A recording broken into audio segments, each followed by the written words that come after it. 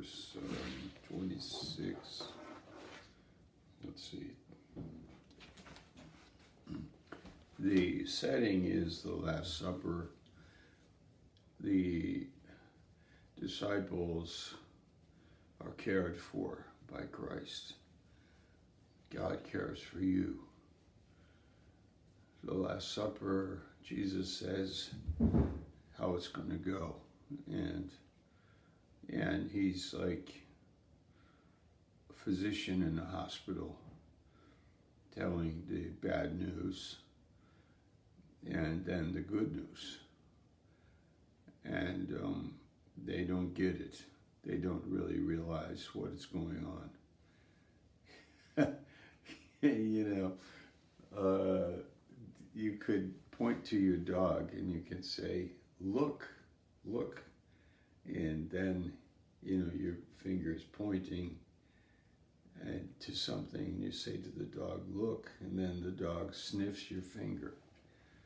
And the dog is fascinated by the finger, but he doesn't get it.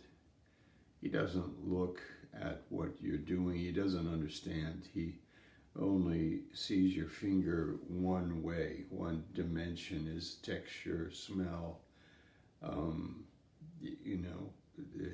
The finger itself it's there for another reason, of course, for you, what you're pointing at. Look, but the dog doesn't know this, and we are like that.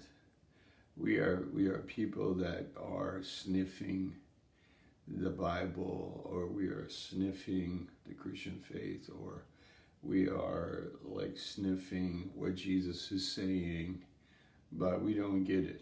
We don't get it. And this is at the Last Supper. And the fact that Jesus is telling us this is important for us. It's instructive because one thing we should realize is that we really need help. One thing we should realize is that we need the spirit of liberty, the spirit of truth. We need the worship of God. We need the mind of Christ. So let's read the text, Mark 14, verse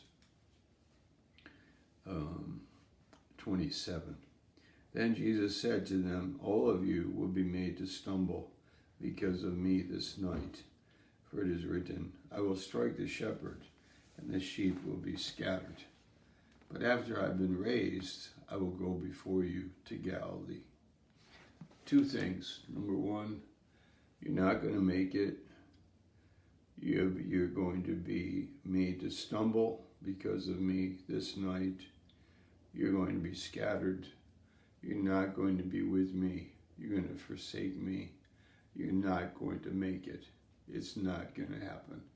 One thing, that's that. And that's a good thing to know about us. And that's why the message of grace is so important. And the New Testament and the New Covenant and the Spirit of God and the grace of God, the Spirit filling us, the guidance of God, the mind of God. That's like the finger pointing, and we get it. We see what is going on. And he said, you're going to be scattered. So it's like in a hospital hearing the bad news, and then comes the good news.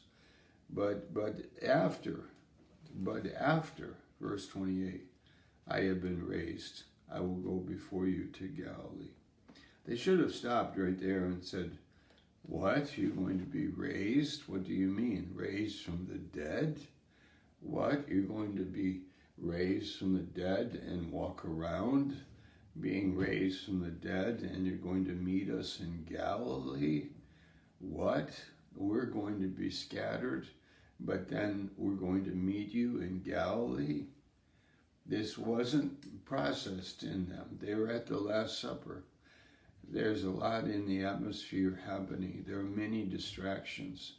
There's a lot of preoccupation with themselves, like happens with all of us. We preoccupied with ourselves. We have a pointing finger, but we don't understand what is happening. And this preoccupation with ourselves is a common thing in our culture.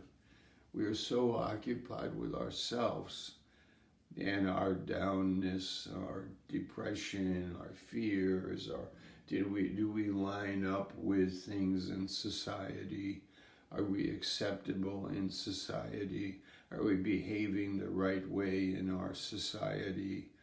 Are we accepted by our neighbors? Have we been accepted? Are we living the right way? And all of these ideas. Like, this is our preoccupation. And we are not understanding the deeper things. And this is what our fellowship means. This is what is needed. That after the Last Supper, and they go through this period, then they are restored. And at Pentecost, the Spirit fills them. The Spirit comes with such strength that now they are understanding something else. They're understanding their new life. They're understanding what it means that they are saved by grace. They see Jesus in a new way. And this is what you and I are interested in. We are occupied with this. I want to, oh no, the finger, I understand what it is. And I see what is pointed at. And I understand my master, God, is leading us in liberty, not conformity to the world, but in liberty. We are not worried about the world. We are not occupied with the world or ourselves. We're not worried about ourselves. We're not preoccupied with ourselves. We are worshipers of God and loving each other, loving people, caring for them and serving. And we find our joy in that.